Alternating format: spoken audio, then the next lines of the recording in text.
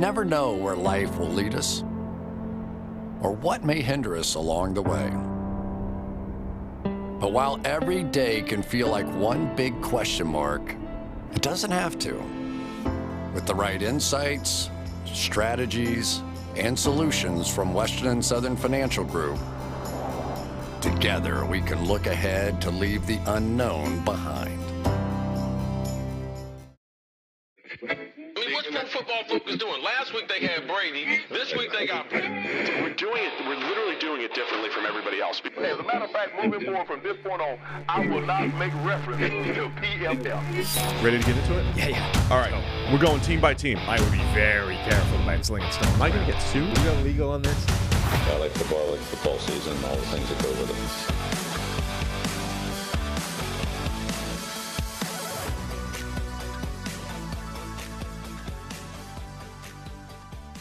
Welcome into the PFF NFL Podcast. Steve Palazzolo here with Sam Monson. We're recapping all things preseason week 2, Sam.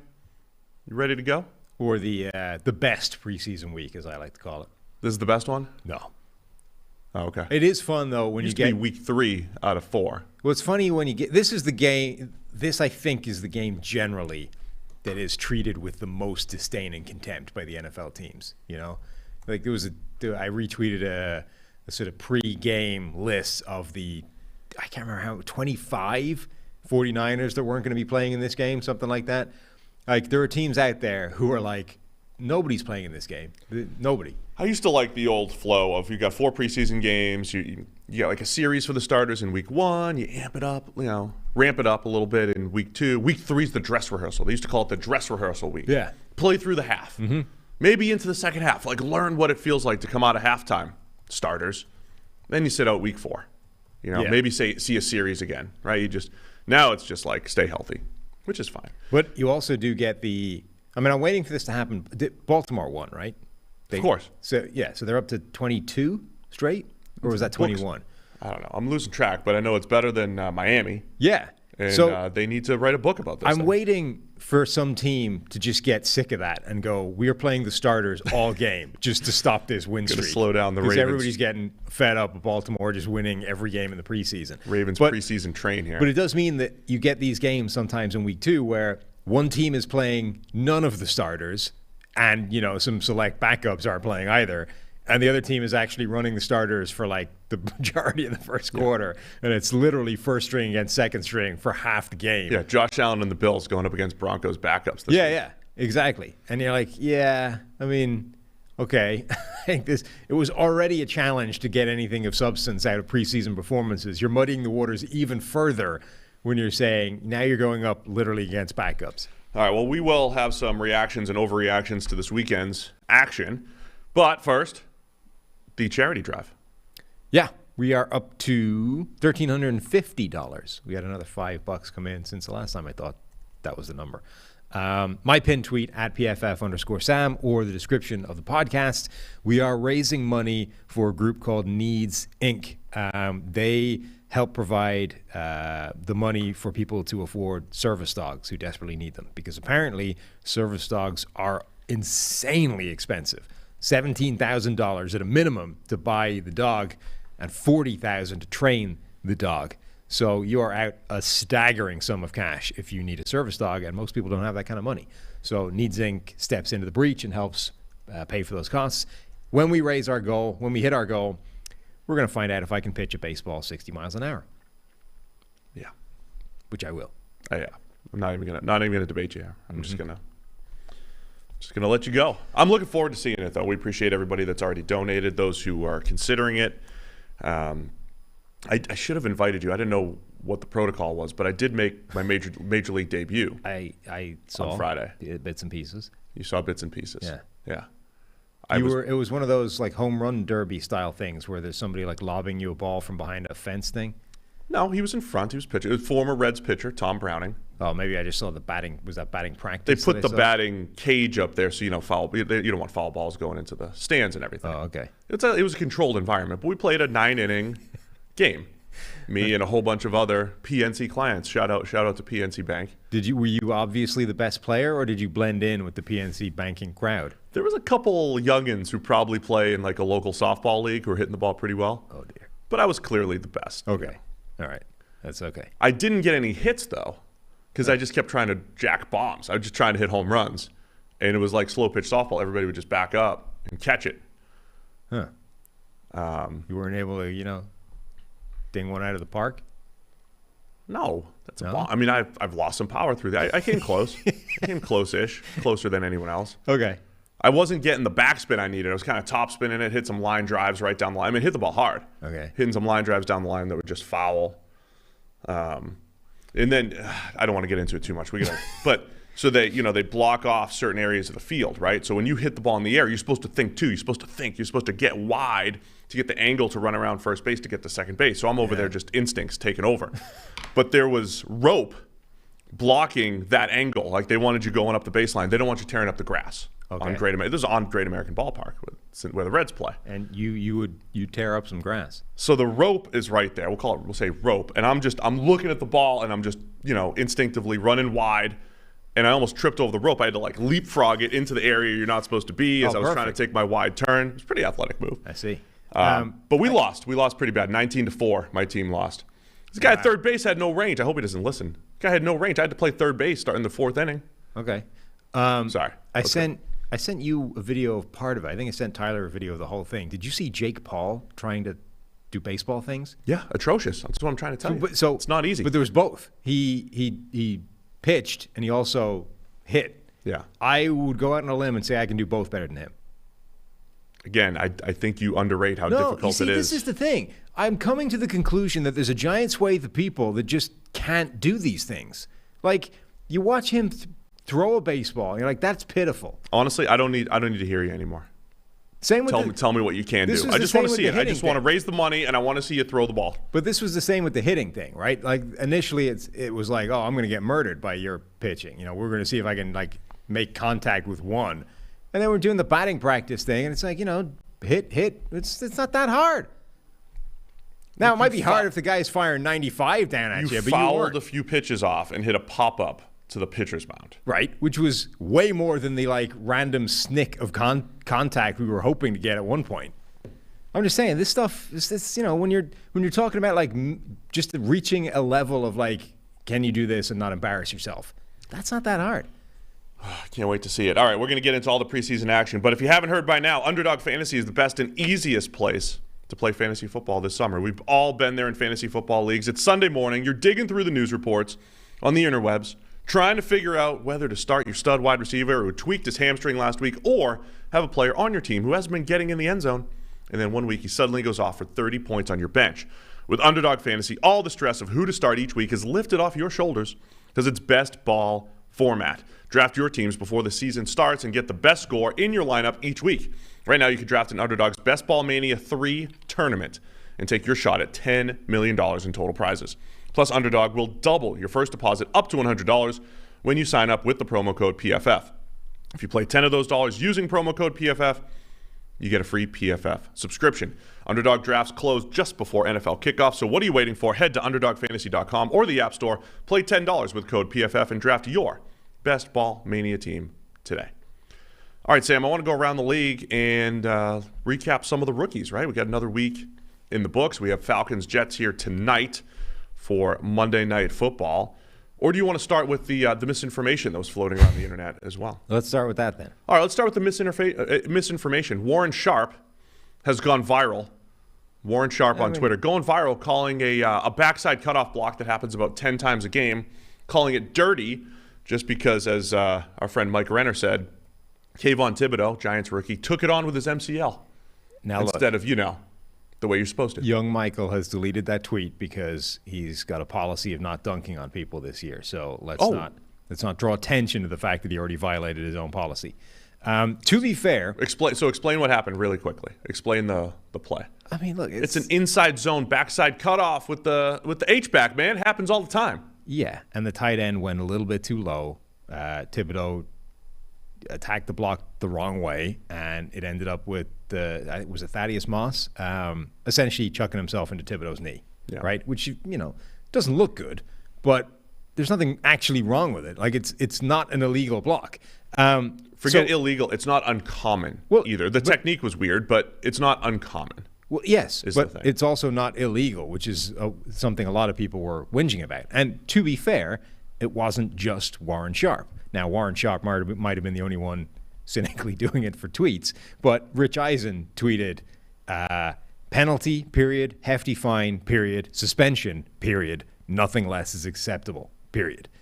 No, that's also wrong, Rich. Well, exactly. So, and, Rex Chapman replies to that with word. It was not. Rex doesn't know what he's talking about. So it was not an uncommon reaction to that play because it looked bad. But as you said, it's a perfectly common standard, in fact, play and block that is legal and it was badly executed, I think, probably by both sides. I think Moss ended up going a little bit lower than he would have wanted to go. Thibodeau, what's the word I'm looking for? Not reacted to, challenged the block, played the block. What? Took on. Yes, took on the block incorrectly. And consequently, his leg was in a place where it shouldn't usually be. When you watch anybody else do that, there's a ton of plays, the other leg is coming backwards to avoid, the guy's shoulder that's being thrown through it. So essentially, Thibodeau unfortunately ends up with an injury that thankfully doesn't appear to be too serious. Yeah, I hope it's not serious. I want to see Thibodeau play, but it is unfortunate. In part, it was kind of his own fault. Yeah, I mean, you are taught to take on cut blocks, right? And this is why I distinguish between illegal and common, right? Illegal implies, you don't see this. Like when people are defending it by, you don't see this all the time, but it's legal. It's within the rules. You stretched it a little bit, but it's within the rule books. This is a common block. This is a backside. The defensive end on the backside of a zone play should be expecting someone to pull backside and take him out. Also, since I'm, being fair to everybody, Rich, fine journalist that he is, has retweeted some of the reaction of people saying, no, Rich, that's, it's a good. Marshall Newhouse, former offensive lineman. People, this is literally a routine play, a routine block, and a routine defensive technique happening here. Inside the tackle box, the defender is facing him. It's just a bad-looking result. Yeah. So, it doesn't look good, but it happens. It happens every game. Just most of the time, it doesn't result in the defensive end getting injured. Yeah, so that's it. Anyway, Warren, take down your tweet. Went viral. The thing that's how misinformation spreads, Sam. He puts this thing out there, and then half of the people respond and say, well, of course that's illegal. Yeah, I'll fine him. I mean, everybody just responds emotionally because it looked bad, and they're all wrong. They're all wrong. That's how misinformation spreads. Where's Twitter when that thing comes up? Pull that thing down immediately. Okay. Just saying. This is serious stuff. People need to know the rules of football. If you're going to watch it, if you're going to have millions of people watching every Sunday, they need to know the rules. They need to know what the backside of inside zone looks like. Yeah. With a tight end sifting backside on the defensive end. That's what they need to know. So, yeah, perfectly fine block. Ugly result. Good job, Marshall. Yeah. Well, he wasn't alone. Jeff Schwartz, I think, was in there. Duke Manyweather said it. There was a bunch of people. The people you would expect. I stand with O-line Twitter. Exactly. I stand with O-line Twitter. Exactly. Just, Warren Sharp bringing us all together here with his nonsense. Anyway, so that was it. Let's go to the other. Kenny Pickett, man. Let's just go to the quarterbacks. Let's go through the rookie quarterbacks. Kenny Pickett looked good again. Yes. He looked good again. He had a negated touchdown, then a real touchdown, zipping it around. I'm not going to overreact, though. I'm not doing it. I did it with Zach Wilson last year. Yeah.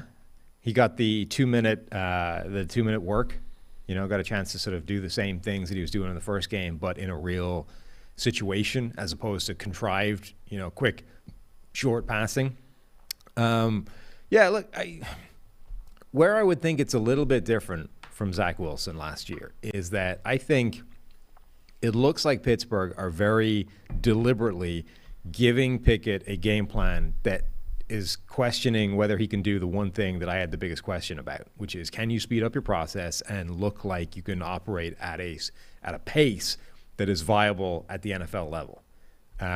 Because if you're going to go out there and it's going to be 3.5 seconds of play, so if he was going to look like that, it would look a bit like Malik Willis right now, which is, fine, but so Malik Willis goes out there, looks like Malik Willis, and this is one of those situations where it worked out looking like Malik Willis. He made a bunch of plays, but you're like, you can't play like that. You know what I mean? Plus, I saw him in person this week at joint practices too. Just saying that changes my perception. But even during the game, Charles Davis was on the call, and he's like, now Ryan Tannehill's the unquestioned starter here. Let's not get carried away. That's not even on the cards. But Malik Willis is doing some nice things here. And, and Charles is one of those guys that always skews positive as well. But even he is sort of saying, hey, remember, there's no chance this guy plays, particularly playing like this. If Pickett was going out there and spending 3.5 seconds every time he drops back trying to make something happen, that's what it would be like. And you can't really play at this level playing like that unless there's literally no other option available to the team.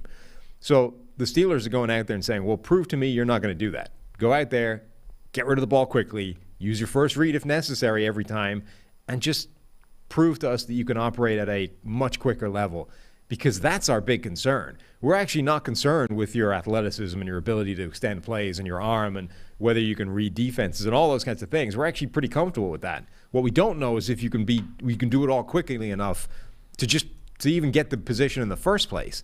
So now we've seen him do it the first game and the second game, and okay, we're still in really limited sample size stuff, but this has been a performance that says if we have to turn to Pickett after a week, all right. I didn't think Pickett was going to sort of win himself the starting job. And I thought that Trubisky at some point, 4 or 5 weeks, was going to play his way to the bench. I think that time scale is now potentially shorter because of what we've seen from Pickett.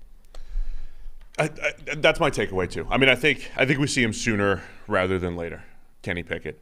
I'm just, as far as defining what he is and determining what he is, we just got to pump the brakes on all that stuff. I don't even, with Kenny Pickett, not that anybody's putting him into the Hall of Fame or anything. Be excited. I mean, Pittsburgh fans should be excited. I just always like the, when it's tweeted out here, the preseason hype reminder. What Daniel Jones did as a rookie. We had analysts, Dano, who were apologizing to him. People who doubted Daniel Jones during the draft process, like Dan Orlovsky, apologizing to Daniel Jones because he was tearing it up in preseason. Statistically, by the way, not necessarily from a grading standpoint, but statistically. Daniel Jones in the preseason, in his rookie season, went 29 for 34. That's 5 incompletions. Pretty good. Imagine this as a game. 29 for 34 for 416, 2 touchdowns, no picks, 137 passer rating. Had some big-time throws. He actually got the name Danny Dimes. That's when Danny Dimes showed up. That's 2019 preseason. That's when he was born. Preseason. Granted, he's got 1 preseason big-time throw since then, and he's ranked in the bottom 3 in the league over the last couple of years. But that was the preseason hype. Daniel Jones, 5 incompletions, 2 touchdowns, 12 yards per attempt. The dude was going to be unstoppable, but he's been a pretty good NFL quarterback so far. If there's 64 NFL quarterbacks, we'll say he's been a pretty good NFL quarterback. Daniel Jones been a below-average starter. That's what he's been. So just pump the brakes on it. Zach Wilson, I was jumping through the roof. I was ready to watch Zach Wilson be the top rookie last year. Maybe Trevor Lawrence is going to overtake him at some point, but I was ready for Zach Wilson, and he looked completely lost for the majority of last year. I think overall the takeaway for preseason should be there are very, very few players for whom you are completely changing what you think about them entirely. Romeo Doubs is probably one of those players where already, we talked before about the Dak Prescotts of the world, those guys where it's clear immediately that everybody just got it wrong.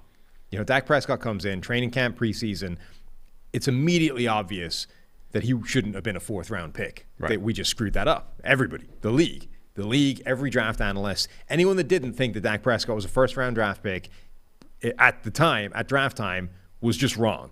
And it was almost immediately obvious that was the case. I think there are generally very, very few players for whom that is true, but Romeo Doubs might be one of them, where immediately, as soon as training camp starts, oh wow, this Romeo Doubs guy looks pretty good. And every step of the way, it's like, hey, this guy should not have been a 4th rounder. He's going to be legit. Now, again, it's early. Maybe that will prove not to be the case as well. But that should be seen as the exception rather than the rule, even for impressive preseason performers. What I think you can do is slightly change the overall narrative or a specific narrative. So with Kenny Pickett, it shouldn't be completely changing what you think about Kenny Pickett. You shouldn't be immediately looking at these first couple of preseason games going, oh, wow, forget what we thought. This is Kenny Pickett's as good as any quarterback we've seen come into the draft for the last, 5 years. He's every bit the legit prospect these guys were. It's like, no, what we're seeing now is, okay, maybe he's still not a great quarterback prospect, but the thing that we were concerned about, the speed of his process, it looks really good. Maybe let's just tap the brakes on that. Maybe that's not going to be a huge problem. I still, even with what we're seeing now, I wouldn't expect him to go out there if he starts as a rookie and post like a Ben Roethlisberger fastest average time to throw in the NFL. I still expect him to be one of the slower quarterbacks in the league on average. But now I'm no longer thinking it's going to be 3.5 seconds a play and it's going to be the reason that he can't function. So average time throws 1.91. I mean, it's almost like Kenny's been listening to our show. He's like, I'll show them. But I honestly think the Steelers are out there saying, show that you can do this. Yeah. Or at least maybe they're not even telling him. Maybe they're just saying, okay, let's see if he can do this, because this is the thing that's going to hold him back. Either way, it's impressive. And look, maybe the Steelers are just good at developing and teaching and all that stuff. And because Mitchell Trubisky, I know you sent me that play. I was watching that live too, where Trubisky, scrambled out and should have been sacked 3 times and then threw it up, and it almost got caught, but it also almost got intercepted. It was like, that was impressive. But Trubisky looks half decent too out there. I think the Steelers, if we're honest, based off Big Ben's performance last year and the grade that we gave him in the 50s, they should be there's a chance they're better at quarterback, right? Even though Mitchell, if you said on paper, is Trubisky better than Ben Roethlisberger? No. But Trubisky's full seasons have been better than the full season that Big Ben put together last year. And Kenny Pickett, if he graded in the 60s as a rookie, okay, that's not crazy. Steelers probably better at quarterback this year than last year, without the Big Ben limitations of really, you don't want him. He can't move. He's got to get rid of the ball. He's got to protect the offensive line. Steelers might have a decent offense compared to last year, where it was really painful, 4th and 10 checkdowns and stuff like that. Yeah. It was painful to watch. That Browns game on Monday Night Football, where neither team could move the ball, that essentially vaulted the Steelers into the playoffs. There were some painful offensive performances last year from the Steelers. I think they might be better now with your boy George Pickens and all that stuff, the additions that they've made in Pittsburgh. That's where I think my takeaway is, with not just Pickett, but also Trubisky, a little bit of Rudolph through these first 2 games. Yeah, it's possible. I mean, I just think that Pickett is now showing that he is an option going into the season, which I didn't think was necessarily going to be the case. Malik Willis finishes, under 50% completions, and has a nice touchdown pass where he sat in the pocket. Now, that was the one time, when on the touchdown pass from Malik Willis, Tennessee Titans quarterback, sits in the pocket, had all day to sit in the pocket, and it was good. It was almost like they said, stay there, right? Stay in the pocket. Not that he did it every single time. That's absolutely what they've been telling him. Yeah. Like Mike Vrabel has been reported as they benched him from the last game because he wasn't doing that. Right. And it's funny, you're watching this game, and it's like every time Malik Willis makes a play, a Malik Willis play of running around, doing some, extending the play, doing something crazy. It's like it sort of cut to Mike Vrabel on the sideline, and she's looking mad at it. Vrabel is sort of watching this going, all I want you to do is stand in the damn pocket, work through your progression, and fire the ball to somebody. Stop whatever you're doing. I don't care if it's working out. I don't care if it's going well. I don't care if you're gaining yardage. Just do the quarterback thing. And I'm kind of wondering, who did Vrabel think he was drafting? It's not like this is new. This isn't surprising. This is who Malik Willis is. He's not acting surprised. He's acting like a coach. He's training him, right? That's what you do. You train him up. I mean, maybe, but at some point it feels like you should have been expecting this, Yeah, but you can still expect it and encourage ways to get better and to train it. Clearly, Willis is working a little bit. He still had a lot of words here. Still had over 4 seconds per play, 4 seconds per drop back for Malik Willis, start to finish. So, would you like to know what his average time to throw was on plays that went beyond his first read? I don't know, 6? Close. 5.8 seconds. 5.8 seconds. Now, this is where it gets awkward, particularly for Mike Vrabel, is on those plays, he went 4 for 6, had a touchdown, and 3 first downs. So every time he did that, essentially, every time he extended the play, it worked. But it's just, Vrabel's out there going, come on, just stand in the pocket, would you? Stand in the pocket, just work through, come on. But it's not who he is. It's not who he is right now. It might never be who he is. Yeah, so I was at joint practice. Yeah, of course. So you've got you always have to have takeaways coming out of that. Titans, got to see Malik Willis close up. Where I was in the access I had was a little limited, so I was really only seeing the Titans offense. Okay. The Bucs offense were and the Titans defense was on the far field. Brady was gone, so it didn't matter. It didn't matter. He's back now, though. I wasn't. Is he back? Today. Oh. Yeah. Yeah, I mean, I didn't want to report on anything there. All I know is my sources tell me they were not concerned whatsoever. They said there's a lot of noise on the outside, but we feel pretty good on the inside, much like they've been saying the entire time. Yeah. But maybe he did still go to the Masked Singer, like the theory went. Maybe. I mean, who cares? I've been saying this before. I don't understand why this has taken this long and potentially like a retirement and a previous engagement for this to be like an offered thing to certain veterans who don't honestly need to be in training camp. I mean, we still don't know why. Right. But supposedly it was planned. But who cares? I don't even care what the reason is at this point. There are a lot of players that reach a certain stage in their NFL careers and they want no freaking part of training camp. Because if you're a millionaire, who's used to a certain standard of luxury with a family and all these kinds of things, you don't want to go decamp to some college dorm for a month doing pointless reps. Most of them aren't in dorms. Don't do you any good. But a lot of them are not in like fun places. They're not in your mansion that you paid for with your own hard-earned money, and has your family there. So the Michael Strahans of the world are the perfect example. That guy reached the end of his career and had like a yearly, game of chicken trying to avoid training camp. It's like, why did the Giants not just say, you know what, you're Michael Strahan.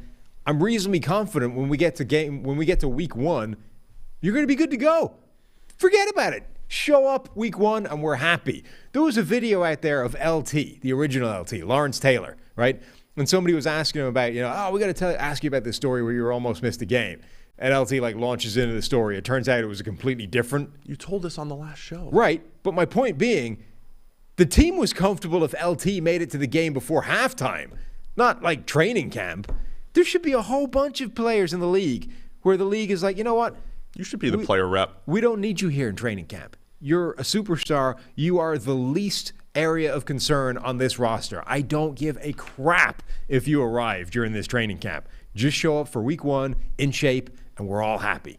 Like, why is this who cares when Tom Brady is there or not? I mean, I think quarterbacks, it's a little bit different because you have a Julio Jones or a Kyle Rudolph coming in and, they want, it's about reps and timing and stuff. I get it for like a defensive end or whatever it is. But for the quarterback, especially a Brady, who's always, he's not over there playing Call of Duty like other quarterbacks and, being told to study 4 hours a week. Kyler was out there calling plays. Kyler was out there calling plays, leading touchdown drives, I know. But it's about timing and getting a feel and these guys rep it out all off season, right? Exactly. That's why they don't need to be there for a couple weeks in training camp. Maybe it's fine. But it's also, by the way, Brady's back. Once you get to the regular season, it's not like they're not practicing. Like, there's time for Brady and Julio to figure out when he's going to run his dig route. It's not, it's not that hard. Anyway, my overreaction to Titans-Bucs joint practice is that I think I feel not so great about the Titans passing game on paper going into the season. But I think my overreaction is maybe they'll be better than I thought. So they did a pretty good job of creating some deep opportunities behind the defense against the Bucs. Maybe the Bucs are going to give up a lot of deep completions as well this year. We'll see. But I think the Titans' passing offense might be pretty good. So I got to see Malik Willis close up. He just needs a lot of reps, man. He just needs a lot of reps. He is a special runner. But even in game action against the Bucs, it didn't always work, right? He'd break out and get into space and all that stuff, get tackled short of the sticks or tackled for 2 yards. It doesn't work every single time. You need to keep that You need to keep the rushing ability kind of like in your back pocket for when you need it. And then Willis can be the guy that goes, 10 carries, 90 yards in a game. But it does make sense to get Malik Willis to hone the rest of his game. So, he's got to work quicker through his progressions and everything. But in person, whether it matters or not, I think Nick Westbrook-Akina as a second receiver to go with Robert Woods. Traylon Burks got hurt when I was there. He had a nice play behind the defense. I think Westbrook-Akina is going to be the guy, while Traylon Burks is, getting into the offense and all that stuff. Kyle Phillips could be a decent slot option, the rookie out of UCLA. I don't think they're going to be as bad as I thought they were. That's all I'm saying, pass game-wise. Tannehill's been throwing the ball really well the last couple of years. So I think they have an opportunity. My question is going to be on the offensive line for the Titans. Left guard, right tackle, big question marks. They don't have, Dylan Radunz, the guy that second rounder last year, is not earning the job. No. Both in practice or in games.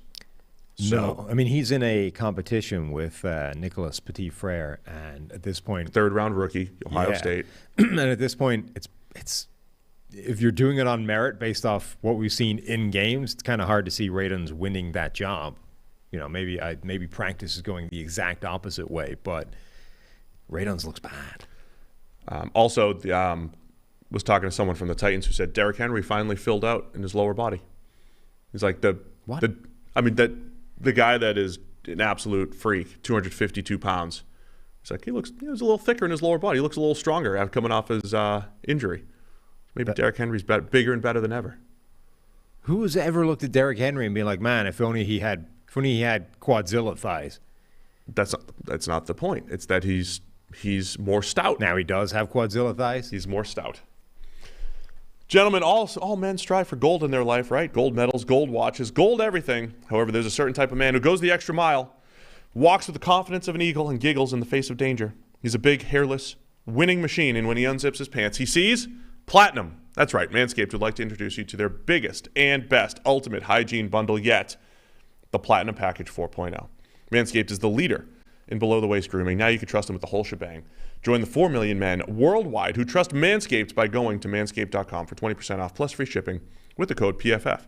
Manscaped's brand new Platinum Package 4.0 is the biggest bundle they've ever offered, giving you a bulk discount on Manscaped's top products. So you get 20% off and free shipping with the code PFF. It's manscaped.com. 20% off with free shipping over at manscaped.com. Use the code PFF. It's time you enjoyed the finer things in life and get yourself a Platinum Package for your Platinum Package. Other rookie quarterback news: Matt Corral, Liz Frank injury. He's the lowest grade. He's got the lowest passing grade in the NFL during the preseason here. He has not looked great, but then he also hurt his foot. He's out for the season. Yeah, which honestly for him might be the best thing because now they can shut him down. They can put him on IR. He gets a red shirt for the year. The Panthers, they're going to roll with Baker Mayfield and Sam Darnold.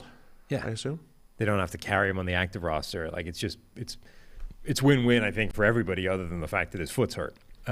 Desmond Ritter's going to play tonight. You have Sam Howell, I thought, had some more ups and downs.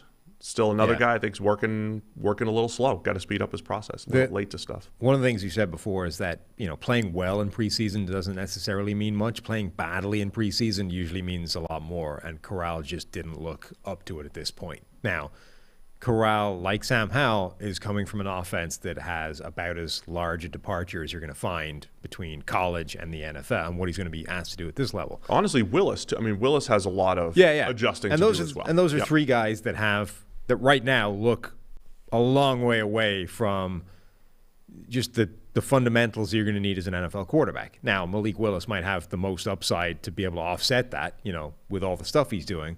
Like, all of it is making Vrabel mad, but it works, So there's something to that. That's what's intriguing, right? As he improves these other parts of his game, Malik Willis has. Yeah, and if he was in a situation where if he'd gone to a team at the top of the draft that had no alternatives, you might roll with that and say, all right, it's going to drive the coach insane, but it can function. Like you can win and play with a quarterback playing this style. It's just at some point you're going to need him to develop and expand what he does. But now the Titans don't need it because they have Ryan Tannehill, and he's just not going to start for the foreseeable.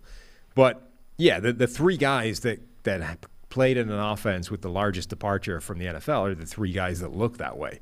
And Corral, in particular looks the furthest away. So now he doesn't have to worry about that. There's no people were saying, oh, there's a way that Corral plays late in the season if everything else is no. You were saying that. People were saying it. It was reported. Insiders were saying. You're an outsider. You were saying it. I wasn't saying. Well, maybe I was. Yeah, you were. Okay. Well, a couple weeks ago, man. I know you're getting old and all that stuff, but just a couple weeks ago, Matt Corral's going to be playing the last 5 games, and the Panthers are out of the playoffs. That was my bold prediction, wasn't it? Yeah. Okay, just bold. Yeah. Which is basically a guess. Yeah. Guessing prediction. Anyway, he clearly didn't look capable of that based off what we've seen so far in preseason. So now they get to shut him down, and he just gets to concentrate on what he can do in the future, which I think is good for everybody there. So it looks like of the rookies, Kenny Pickett, and again, we'll see Desmond Ridder again tonight. Ritter's bad plays, I think, were less process and timing oriented. It was just late and bad. A near pick 6 that got late and bad. Yeah, just that got negated. Ridder and Pickett have been the best from a speed and processing standpoint, I think, among the rookies so far. Yeah. The other rookies getting some hype who've played pretty well. Brock Purdy with the 49ers. I haven't watched him closely enough to comment, but it sounds, again, I'm getting this secondhand information where the fans are saying that the announcers are saying and the media is saying he's as good as Jimmy Garoppolo, which probably isn't the case, but he's Mr. Irrelevant, had a pretty nice career at Iowa State. So you got Brock Purdy, you have Skylar Thompson from the Miami Dolphins, who is the highest graded quarterback this weekend of any QB. And then Bailey Zappi, who's going to, who's Thick fighting. Case Keenum? Thick Case Keenum's looking pretty good for the New England Patriots, fighting Brian Hoyer for a backup job there. So Skylar Thompson and Velus Jones are interesting to me this year because they're similar players in terms of they're both old rookies. And this was a year where there's a lot of old rookies because there was the COVID year that gave a lot of guys an extra season in college. And at the time, it was like, oh, we give these guys an extra year. COVID caused all kinds of chaos, lost seasons for a lot of people. But then we fast forwarded a year, and it's like everybody forgot that was a thing, and we just hold it against them the way we hold it against all old rookies. Generally speaking, in the sort of previous decades, having to, needing that last year in college is like an indication of something wrong with you as a player. Like, why couldn't you break out at 19? Why did you have to wait until you were 21 and you were older than all these other guys and more physically developed? You needed the physical advantage to be able to win. That's a red flag because in the NFL, you're not going to have that. Everybody's a physical freak. And it was sort of used as a stick to beat prospects with. But, you can't sort of give them a free year because of COVID and then charge them for it later. It's sort of, Look, for receivers, there's a pretty good history of earlier is better age-wise. Of course. But again, it's like you can't sort of, it feels like a bait and switch. You can't be like, well, have an extra year because COVID hit everybody and we lost the seasons. And then, oh, look at this freak. Why did he need a 5-year college career to be any good? It's not that, though, necessarily. It's when you're watching a guy play. It doesn't mean that every 23-year-old is going to be bad, right? I mean, I've been down this rabbit hole recently of when do guys break out, and it's like edge defenders and receivers. It's better if they break out earlier. If you see something at 20 or 21 years old. However, Khalil Mack got drafted at 23. Calvin Ridley got drafted at 23 plus. They're both really good, right? They're both really. It doesn't mean there's not exceptions here. But when you're watching college film and a guy is 23 or 22, almost 23, his senior year, you just have to acknowledge that he's going up against 19-year-olds a lot of the time. It's even more fun for these two because they're 25. Yeah, I know. I'm just saying, it's like you're talking about grown men going up against still developing men, right? Yeah. I mean, there's a difference. So you just have to say, if you're going to say this guy had great stats, this guy had great performance, you have to adjust performance for age. I think the overrated part of the age is like, oh, he's got no upside. And so it's not necessarily that. It's that you can't be like, wow, this guy's incredible, and not acknowledge he's 3 years older than everyone else. That type of thing. Yeah. So Velus Jones, born May the 11th, 1997, 25 years old. Anyway, my point being that we've a lot of pre-draft talk on both these guys was how old they were and the negative that is and how much you have to discount their player, whatever it is. It was used as a reason not to draft them high or not to buy into them as prospects. And so far, both these guys will look pretty handy. Velus Jones was making some nice returns to the Bears. Skylar Thompson was out there balling with the backups. Eric Galko was talking about how he could put himself in a position for the backup job in Miami, which I like Galko, but he's a hype man. He's Shrine guy. Yeah, hype man for the Shrine guys. Yeah.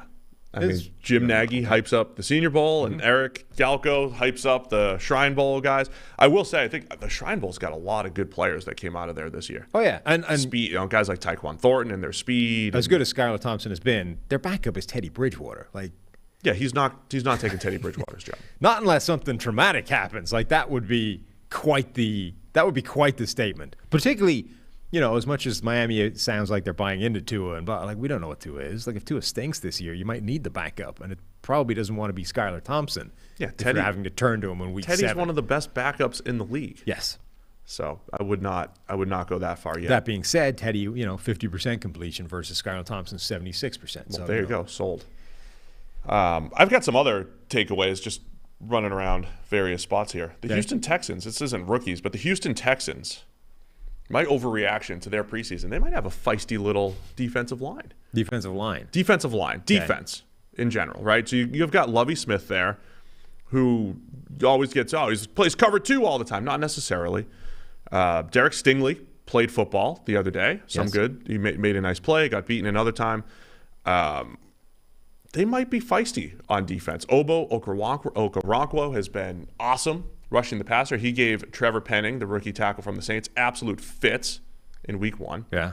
Obo was a guy that He's a good player. Was very good at Oklahoma. Always had really good pass rushing grades. Limited time injuries with the Rams. Never really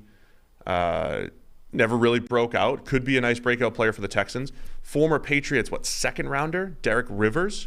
All of a sudden, maybe healthy and rushing the passer pretty well. And then Jonathan Grenard.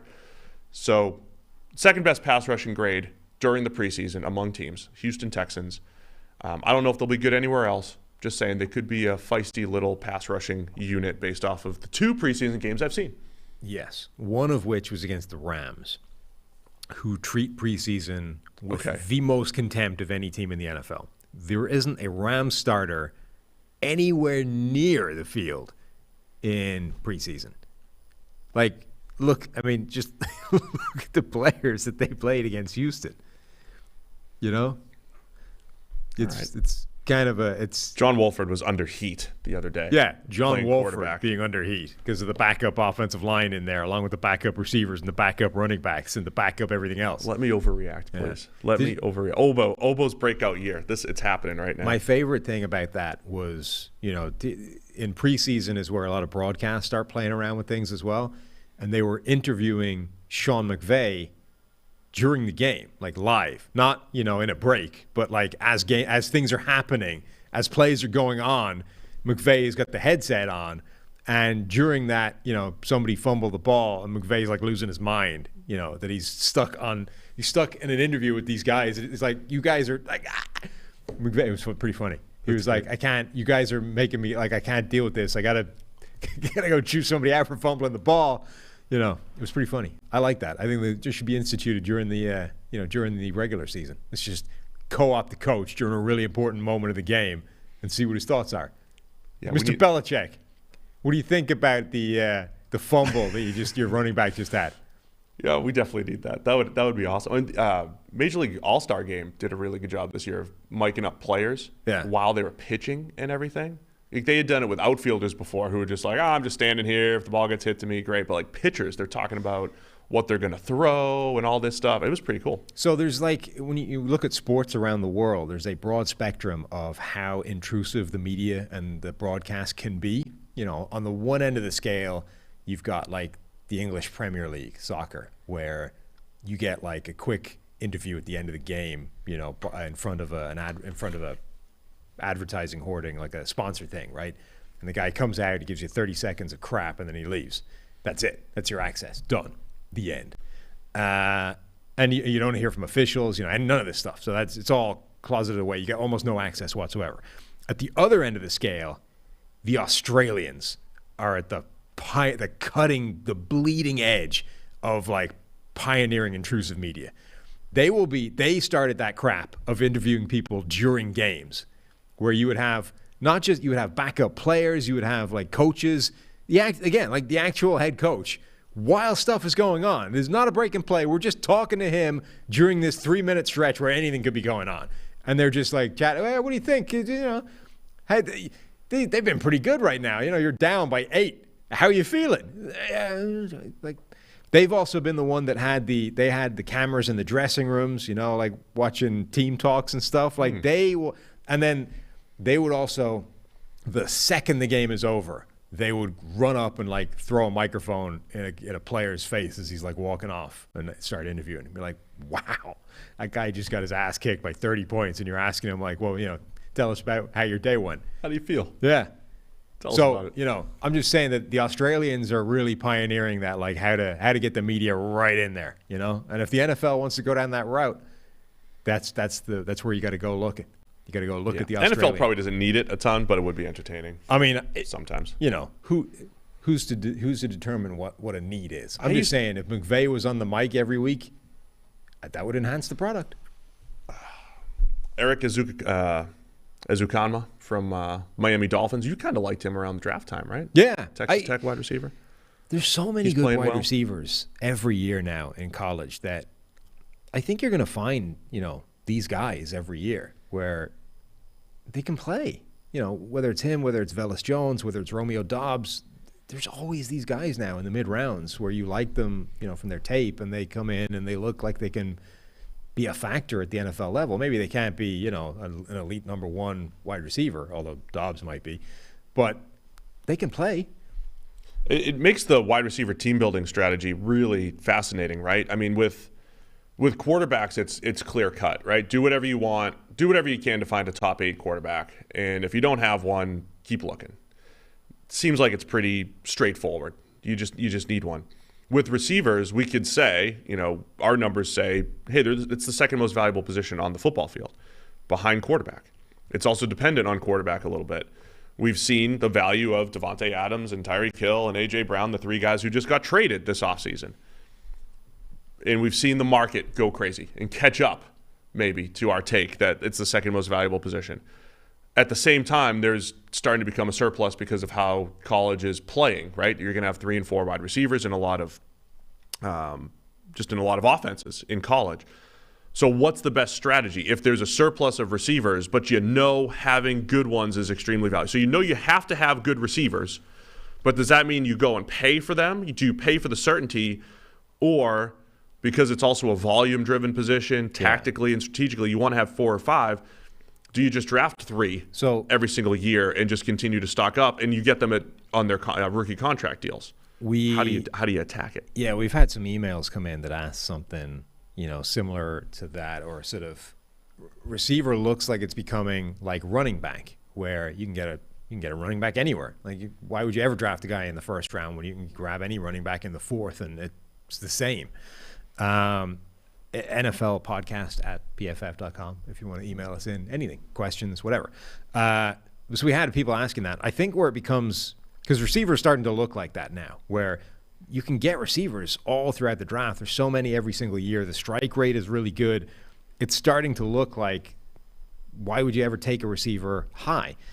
But I think the difference is, you know, even in this world of running back by committee, it doesn't. Receiver, you still really need that elite number 1 superstar guy. Or you don't really need him, but it helps a lot. So Jamar Chase being the perfect example. Chase comes in and immediately not just transforms the Bengals offense generally, but makes life easier for T. Higgins, for Tyler Boyd, for everybody. And what he's able to do, you know, had a completely transformative effect because he's got that elite number 1 special skill set that can win from everywhere. I think Devontae Adams has a pretty good chance of doing that for the Raiders. I think A.J. Brown has a pretty good chance of doing that for Philadelphia now, and was doing it for Tennessee even before he got traded. So there's a big difference in finding that guy wherever you're able to find him. Even if you're able to get, you know, the 2 through 5 in the receiving core anywhere and have almost no investment into that guy, I think there's still a lot of value in finding that number 1. And Philadelphia might end up being the perfect case study for this because, okay, forget the fact that Devontae Smith hasn't necessarily become the receiver yet that they thought when they were drafting him in the first, but they're about to have almost no resources tied up monetarily in receivers 2 through 5 or 6. Right. And then have a ton of money thrown at A.J. Brown. And with that, they're going to end up with this potentially amazing receiving group that generally doesn't have a lot of money in it. You know? That's where I'm wondering if that's – I like the path you're going down, because I think where we can say, hey, receiver's the second most valuable position behind quarterbacks. The problem is my guy Corey Davis or Christian Kirk. The problem is when you have your number 2 wide receiver. Those are the guys where I think paying $10 to $15 million for those guys. Not for the high end number 2s who are borderline number 1s, Keenan Allen, Mike Williams, like paying $20 million for Keenan Allen and Mike Williams. Those guys are 1A, 1B type of receivers. I think once you get in that $10 to $15 million range or more for a number 2 type of receiver, Corey Davis, Christian Kirk, even Michael Gallup. I mean, Michael Gallup I like at $10 million, but that's probably the cutoff where there's a fair discussion of, what if we draft 2 or 3 of these guys every year? You stumble into one Romeo Doubs, right? You stumble into one guy.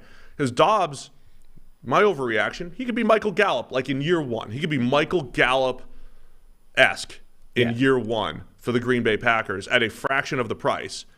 But imagine how good Romeo Doubs looks if you still have Davante Adams. Because that's the issue, right? You need Doubs to kind of replace Davante Adams' production.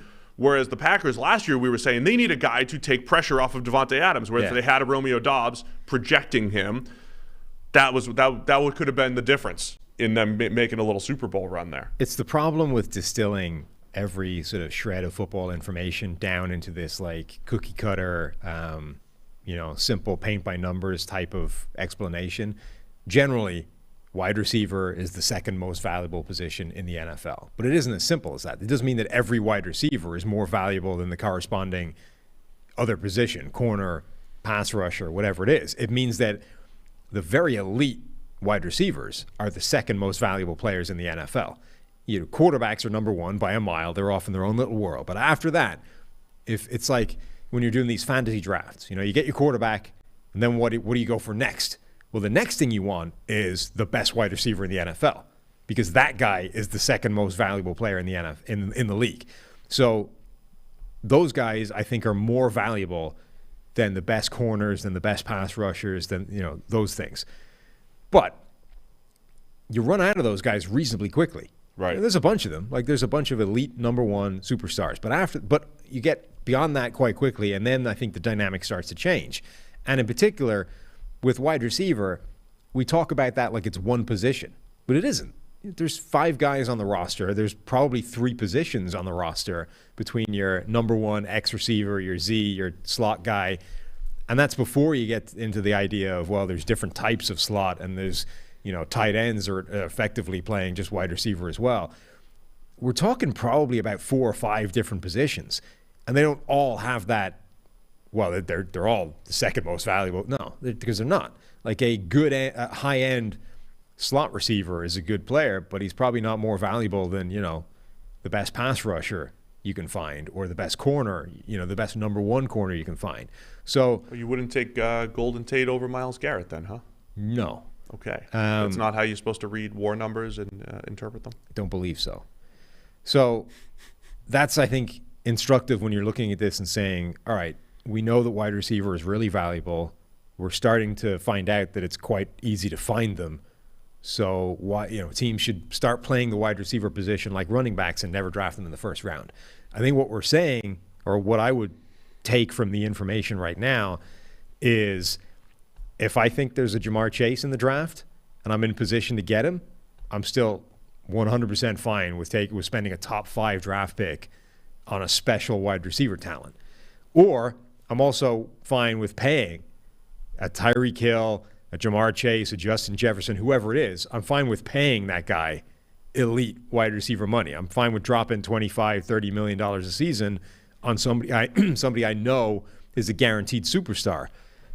But the next positions 2 through 5 or 6 on my depth chart, that's where I'm playing that game. I'm throwing a ton of mid-round draft picks at wide receivers and trying to assemble a dirt cheap group of guys that can play. I do wonder if the wide receiver 2 and 3 market is what gets affected by this.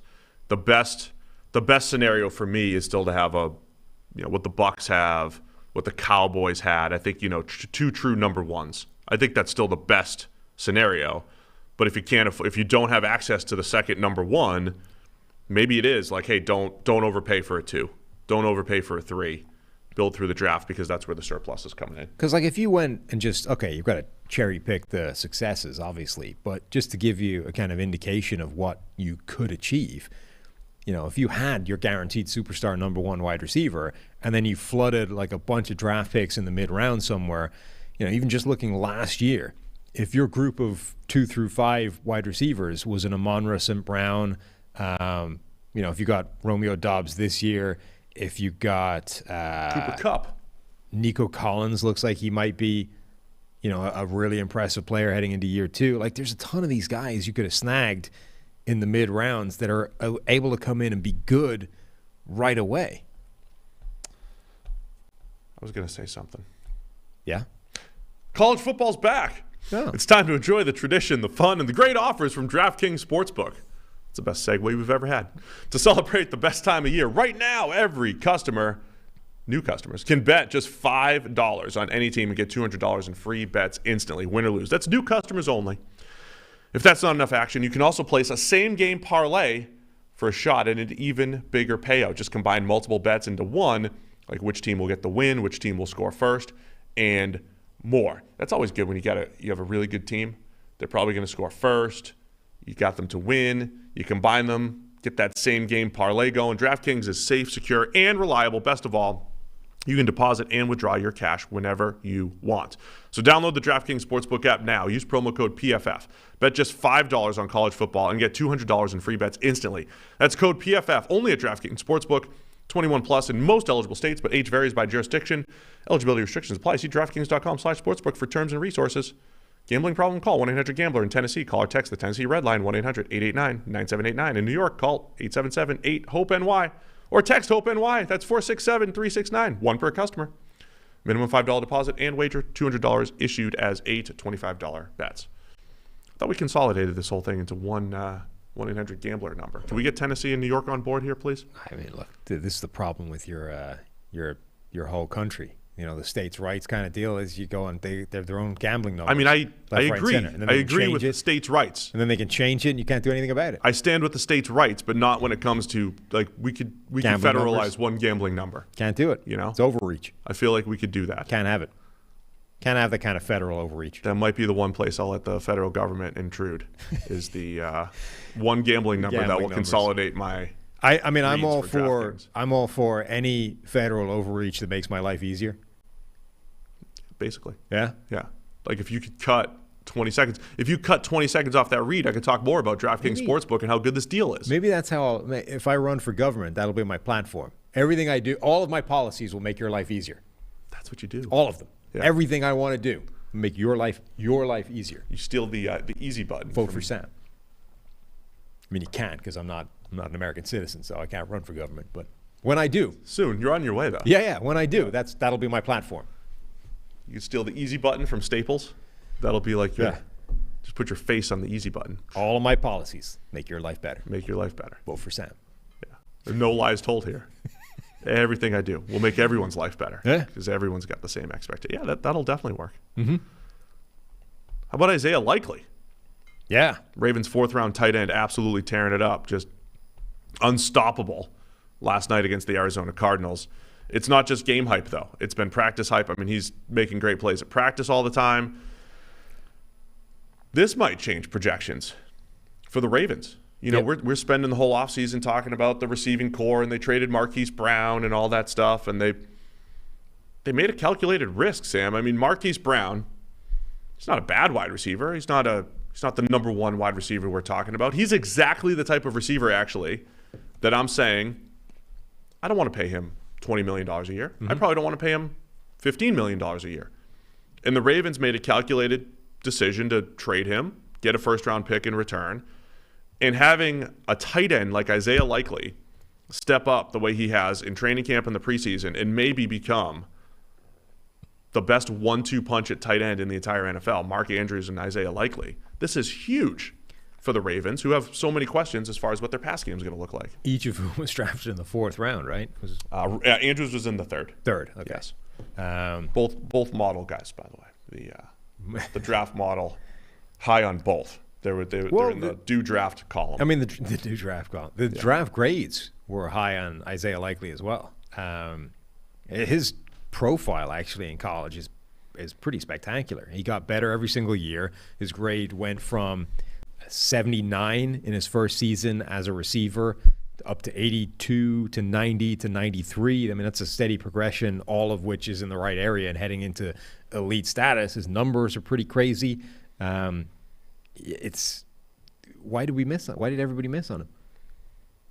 Probably assuming we did. I mean, this is preseason week 2. He's just not an all-around, blocker and all that stuff. Who cares? No, I'm just saying that's 2022. That's probably why. I don't care if my tight end can block anymore. Yeah, he's been particularly, by the way, in Baltimore. It's again, a lot of this is always where the guy lands. If you land in a good situation, it tends to hide your weaknesses and enhance the strengths. And Baltimore is a particularly good spot to land for a tight end that doesn't necessarily do one aspect of the job well because they don't need him to. Yeah. So that'll help. No, I think they're gonna use him just fine. I think he's gonna be a baller. He looked really good. I think him and Andrews, that's going to be the key to that offense. It's a lot of pressure to put on a rookie tight end. That's the only thing. The other thing I'll say, maybe it doesn't show up every single week here in year 1, but he's the number 2 option at tight end. That's also they're not relying on him to be the starter, which I think is excellent. Andrews showed last year. It didn't matter who the quarterback was, he was fantastic. By the way, Tyler Huntley's 30 for 33 this preseason. Throwing the preseason stats out there. Tyler Dimes. Yeah, Tyler Dimes. Continues to tear it up. But Mark Andrews, didn't matter if Tyler Huntley was out there or Josh Johnson was out there. Mark Andrews was great. Isaiah Likely can move him around and probably handle some of that receiver depth that they don't have. Yeah. I'm really impressed by obviously he's been a really good receiver so far through a couple of preseason games, but it's the completeness of his receiving performance that's impressing me. He is obviously really good after the catch. As soon as the ball's in his hands, he's able to make moves. He's able to break through tackles, gain yards after the catch. He seems to have really good hands, period. And his college numbers back that up. The guy had 1 drop last year in college. For his entire career, he had 9 off 170 targets. He seems to have a really good feel for just coverage, and that's a big thing. As a young player, just to understand space and where defenders are and how to slide into that gap a little bit and give your quarterback a window to hit space. But I also think him and Mark Andrews complement each other really well because of the sort of extra dynamism that Likely brings to the table. Andrews is a guy that can just run routes, get open, has great hands, can make spectacular catches. Likely is the guy that can operate in some tighter spaces, get the ball in his hands, and give him some run after the catch room. They both target sort of slightly different areas of the field, which again is a huge thing when you're trying to replace a missing element to this offense that's been traded away or just doesn't exist in the receiving core. Do you have any other rookies you wanted to highlight? I know your guy Drake Jackson played well for the 49ers, the edge rusher. He looked good in the couple of snaps before he got hurt in week 1, and I was like, oh man. And then week 2, he showed up. That's another one of those picks where, to me, preseason is all about reinforcing your prior takes. So anything that backs up what I've already been saying, huge fan of. So Drake Jackson, if the 49ers have actually found a legit pass rusher, where they were picking at the start of this draft, it's an insane, just not stroke of luck, because I don't want to put it down entirely to just randomness, but it's a hell of a result for them if Drake Jackson turns out to be a guy that can influence the quarterback opposite Nick Bosa, who's just tearing people to bits so far. Yes, that would be quite the addition for the Niners. They're still getting hyped up as far as their preseason defense expectations. Drake Jackson, just so explosive, twitchy, quick, good workout that projects to the NFL. I think that's the big thing. It's not just being a good athlete, but workouts that project to the NFL. Drake Jackson had that coming out of USC. Among the other rookies to stand out, by the way, I want to look at receiving grade. Here's a number on Isaiah Likely. Receiving grade against all tight ends since 2015 who have gone on to play in the NFL. So like when they're in college, what's their receiving grade? Only guys who have gone on to play in the NFL. Isaiah Likely's number 1. His career receiving grade, number 1 out of 126 NFL caliber tight ends. Receiving grade against single coverage, number 2. I mean, everything he's done's been really, really good. So really we have to blame Mike for not being high enough on him. Yeah, I saw Daniel Jeremiah, tweet out he had him in the 40s, something like that. He's like, man, I wish I had him higher. It was like that's what you do in the preseason. Oh, I liked him, but not enough, and all that stuff. Is there anything more annoying because everybody gets draft takes wrong? Is there anything more annoying than the one where you did like a guy, and for some reason, convince yourself out of putting him as high as you should have? Yeah. Like George Kittle was one of those guys for us right at the start. Really liked George Kittle. Graded really well, but it was a really small sample size. Never got the workload. It's like, man. If I had the draft model at the time, it would have loved it. It would have gotten it. So I tried to do that with Elijah Molden a couple years ago, where I was like, I'm just going to stick to my guns. I'm just going to call him a top 32 player. That was just my feeling, not the model, just my feelings. Watching him and everything. Titans slot / safety. We'll see. Easily could be wrong, but I tried to say, no, this guy's going to be a top 32 player in the draft. Let me read you Renner's pros and cons from the draft guide. Renner projected him as a 6th rounder. Pros: advanced route runner, sets up defenders with his stems, still seems to hold. Runs routes outside regularly, bridges the gap between tight end and receiver. Move tight end, essentially. We're seeing that as well. Speed to easily outrun linebackers. He even ran away from safeties at times. Again, we're seeing that. Gets the ball in his hands, the dude is toasting people. Cons: not the size of an NFL tight end. Won't get respected in the run game. I would argue, who cares? Even when he's in line, Likely was used almost exclusively as a second-level blocker. You don't want him, blocking defensive linemen in the trenches. Again, C.1. Who gives a crap?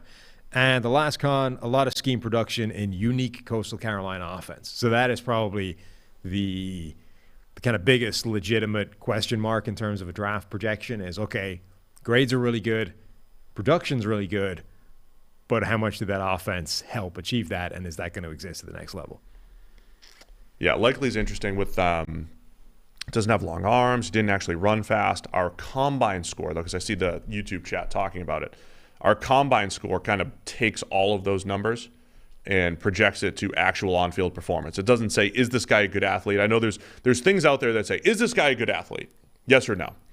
Which I think is valuable. It's an interesting data point. We take our data points, though, and just project it to performance and say, this combination of measurables, will it project a good performance or not? And Isaiah Likely, with his good vertical, good broad, below average arm length, below average 40 time, knowing his height and weight, all of that stuff, it's an above average. It's a good workout, good measurables for Isaiah Likely, even though there are some that look bad.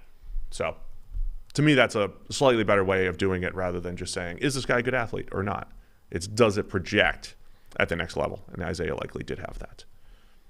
All right, man, anything else that you want to call out here from the preseason? So the Seattle offensive tackles are both playing well, at least in terms of pass protection, which I think is Charles Cross had like 4 penalties, 3 or 4 penalties the other night. Yeah. That was not great. No. So you got Charles Cross at left tackle, Abe Lucas at right tackle. I think, like one of the mini storylines of the entire season here. If Seattle was a contender, you would say, this is a big risk. They had Dwayne Brown last year. They had Brandon Shell. Both good, solid starting tackles. They're trying to replace both. Because I think Seattle's in rebuild mode, they're rebuilding with 2 starting offensive tackles. If they were contending, you'd say, wow. Or if they had Russ back, you'd say, wow, this is a big risk. 2 new starting tackles. It's still a big risk, as far as winning games this year.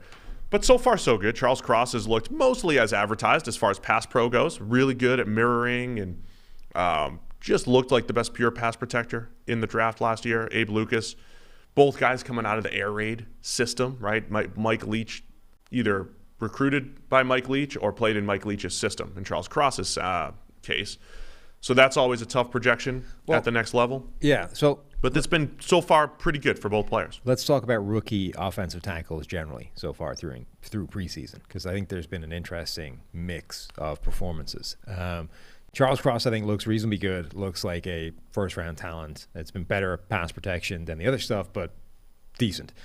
Abe Lucas, I think, is the really important find for Seattle because if they're going to get back to anywhere respectable, they need to start having some good drafts. And if they've managed to find a starting right tackle in addition to the guy you would assume is going to be their starting left tackle, given the draft capital expended on him, Lucas was a third-round pick. If they found a good quality starting right tackle in the third round, that is golden. And then there's also, we liked Abe Lucas at the time. There's another couple of those guys where everybody kind of liked them in the mid-rounds that look good immediately. So Green Bay drafted Zach Tom out of Wake Forest. And Green Bay has this absurd, the way the Steelers seem to be able to just pick a wide receiver anywhere and the guy's good. Green Bay seems to be able to do that with offensive linemen randomly. And so Zach Tom, the 140th overall selection. He's played left and right tackle so far in 2 preseason games, and his grades across the board in every facet are good. Like 75 he could probably plus. Play guard if they need him to. He could play maybe anywhere on that offensive line. Again, that if they seems manage like to find a guy in the fourth. That's what the Packers seem to be doing, right? They have a whole bunch of guys that could play anywhere along the line. Elgton Jenkins is like once they slot him in, all the other pieces will fall around him. But they have other guys that have that flexibility. So, some of those mid-round guys showing up really well, and then the other end of the scale, Ike Ekwonu's looked good as a run blocker. I know the Panthers posted a highlight clip of him just racing somebody right before he gave up a sack. Yeah, but the pass protection hasn't been nearly as good. And Matt Rule has sort of talked about how, he's kind of a way away from being where we need him to be as a pass protecting starting left tackle. That's a big deal for Carolina. As much as you sort of applaud the decision to take the offensive lineman at the top of the draft rather than reach for a quarterback, and I think you reinforce that decision later by trading for Baker Mayfield. Like that could unravel pretty quickly if the left tackle is a problem. Ekwonu so far with a 62 run blocking grade, but 38 pass blocking grade this season. Charles Cross, as you mentioned, far better as a pass protector, so he's gone the other way as far as his splits go. Evan Neal's been pretty much middle of the pack, the Giants' first rounder. What has definitely shown some issues and is reworking his sets. In a way. Remember when they first drafted Andrew Thomas, and we had Andrew Thomas as the number 1 tackle in that draft at the time, which even in hindsight is wrong. Tristan Wirfs has been way better, even by the sort of optimistic projection of Andrew Thomas. But immediately the Giants set about reworking Andrew Thomas's pass sets. Okay, we're going to struggle for a while until this is where it needs to get to. It feels like that's a similar thing that's happening with Evan Neal right now. Is we're going to see some growing pains until he works out his technique and gets that where it's going to be in the future in the NFL. And I think that's what we're seeing in preseason so far. Is there's some good, there's some bad. A lot of the bad seems to be just centered around those technique changes. The key with tackles as rookies, by the way, Abraham Lucas, who you mentioned, Abraham, 4th among all rookies in overall grade. So that looks like he could be a potential steal there. Expectations for rookies at tackle should be pretty low. Even first rounders, you just don't have a whole lot of players who come in and are really good right away. Last year, Penei Sewell, Rashawn Slater. Year before that, Tristan Wirfs. Other guys figure it out in years 3, 4, 5, whatever it might be. So it could be. I always thought this class, whether it is Cross, Evan Neal, or Ike Ekwonu, all of those guys had things to work out. I wasn't necessarily expecting those guys to be great right away, but they were potential type of players. So yeah, I'm always interested in seeing the offensive linemen in preseason just to see how they fit in. A lot of the size, speed positions or athleticism-driven positions, which is almost everybody in football, but it's just good to see how they handle it, right? How do you handle speed as a blocker? How fast do you look on the field? That's what I'm always looking for in the preseason. And a bunch of these guys are looking like, hey, sometimes they get overwhelmed. Other times it's like, hey, I can understand why these guys are looked at as future good players. And then the other player we mentioned earlier is Nicolas Petit-Frere, who may very well end up winning a starting job based off his preseason performance. The Titans' right tackle spot is pretty interesting, right? Because that's where Jack Conklin was for years. He walked. They tried to draft Isaiah Wilson and he played 3 snaps on kneel downs. Didn't really have a replacement. David Quessenberry had a good year as a run blocker last year, still gave up over 10 sacks. But the right tackle spot for the Titans it's kind of been a revolving door, but they've still run the ball extremely well. Pass protection has been a major issue over the last few years. So you drafted Dylan Radunz, I think, to be more of a right tackle than a guard. He hasn't been good at either spot. And now, like I said earlier in the show, right tackle still a major question mark. Will Petit-Frere be the guy going forward? Looks like he is right now. But for a team that was the number 1 seed, playoff aspirations, it's a question mark there. And then the starting left guard spot replacing Roger Saffold. Okay. Have you got any more big picture takeaways from what we've seen so far in preseason? Because I got one. Well, we talked about the Eagles on the PFF NFL Daily today. Asked about them going to the Super Bowl. Brought that, the hype train, either up or down. Go listen to see where we landed. What else do you have? The Raiders' offensive line could be as bad as it looked like it might be. And if it is, that's that's the thing that derails their season.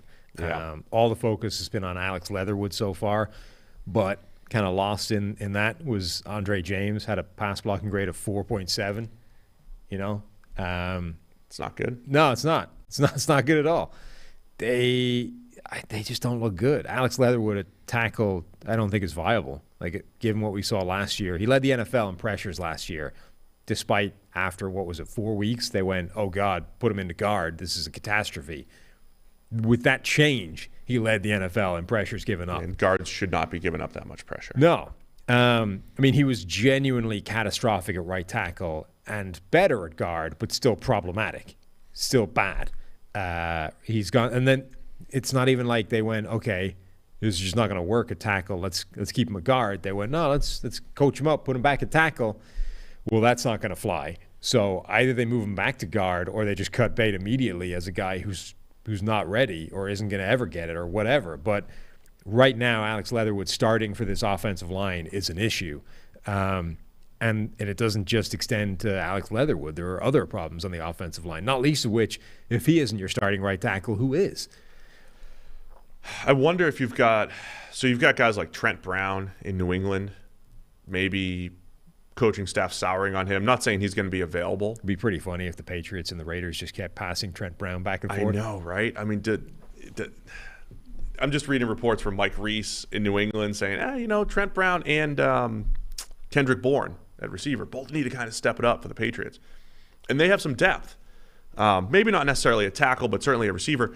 I'm just saying I would look around the NFL. If I'm the Raiders, I'm not tied to any of those offensive linemen. Leatherwood is you've got Colton Miller at left tackle. He's become solid. But Leatherwood is the one guy where you're like, it's not my draft pick, but he shouldn't be as bad as he is. There's some investment that I would want to make there with Leatherwood. I don't see the rest of the Raiders offensive line as got to keep these guys around and see how they develop. If I'm the Raiders, I think there might be some linemen available, cut days. Again, the Riley Reifs of the world that might get released or whatever it is. I would bring them in. I would stitch it together. I know continuity is important. I know practice time is important. I know all of that's important on the offensive line, but so is blocking people. And if the Raiders currently cannot block people, I don't care how many reps they have together. I would also say that the Raiders have cap space. Like, they have money to spend if they need to.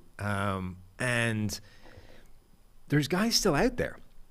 Like, we watched last week a few offensive linemen get signed off the street and walk into probably starting jobs, or at the very minimum contingency plans for guys that are potentially going to miss time. The Raiders could do that with a bunch of different spots. I mean, you look at the guys that are possibly available. We talked about J.C. Treader before. Every time a center goes down, J.C. Treader's still out there. J.C. Treader would be the second best offensive lineman for the Raiders, maybe the best. Guys like Darrell Williams. Okay, Darrell Williams has had an up and down career, but he's almost certainly better than what they have at right tackle. For sure. Okay, Jason Peters. You've got the left tackle. You probably don't want Jason Peters flipping to the right side. Maybe he's not your guy. But there are players out there that can come in and be capable starters for this offensive line that are available in free agency right now. Yeah, I'm trying to look through all the second stringers, guys that could be out there. Either way, I think it's a place I would look if I was the Raiders. Well, we've covered a lot of stuff. It's impossible to cover everything, but talked about a lot of stuff here from the preseason. Kenny Pickett going to the Hall of Fame for the Steelers. You heard it here first. They heard it in Pittsburgh first. Not here, necessarily. Well, we appreciate everybody for tuning in. We got one more game this week, and then one more week of preseason. It's about that time. I'm ready for the regular season. You ready? Yeah. Preseason, like my excitement's up, get to see some stuff, and it's like, all right, I want to see you guys play full games. And then we start to dial in the third show, 3 PFF podcasts a week. Yeah, so we'll move in. We'll add a Wednesday show, so you'll see us Monday, Wednesday, Thursday. Don't forget the daily, so we'll be up to 8 total podcasts of Steve and Sam during the week. The daily, don't forget to subscribe to that, PFF NFL Daily, and then go to Sam's pin tweet at PFF_Sam. And if you're so inclined to see Sam throw a baseball. Or the description of the podcast. Description of the podcast will also have a link there. Any donation, small or large. We've got $5 donations coming in. We've got $100+ donations coming in. We appreciate them all. All right. We appreciate everybody that tuned in. We'll see you again on Thursday. Maybe we got to get some footage from Rams-Bengals practice. We got to try to do something. Will I do that? I don't know. We'll try to do something. But Rams and Bengals, the Rams are coming to town. We're gonna hang out. Maybe get old friend Zach Robinson. Try to get some guests here. Throw a microphone in his face and see what Zach says? Yeah. And then he's gonna get fired. It's like, no, you can't talk to the media. Or just doesn't want to talk. He might not want to talk. He's never been tremendously keen on the camera. He knows how to talk about the seam routes. Does. We did a podcast together, Zach and I. It'll be like a big reunion. Yeah. All right. We'll see you guys Thursday.